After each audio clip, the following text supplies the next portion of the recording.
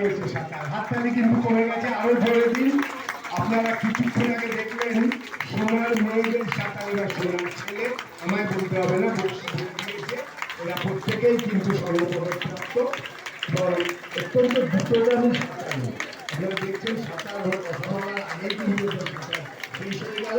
কারণ এবারে যে আপনাকে বলার কোনো সুযোগ দেবো না, আমরা আমাদের যোগ্যতা প্রমাণ করবো। শেষ হয়ে গেছে, প্রথম দ্বিতীয় এসে গেছে, তৃতীয় প্রায় এসে গেল।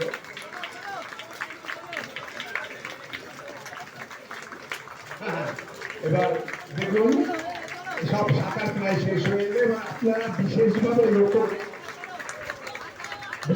লক্ষ্য করুন লেন নাম্বার 5 আসছে যে সবাই দেখুন।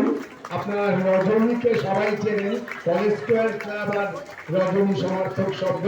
সেই রজনীর ছেলে দীপু সাঁতার কাটছে। দীপু কিন্তু একসময় ন্যাশনাল, আপনারা জানেন বোধহয়, ও বলবেন না, এখন আর সাঁতার কাটতে চায় না সহজে। সেই দীপু যে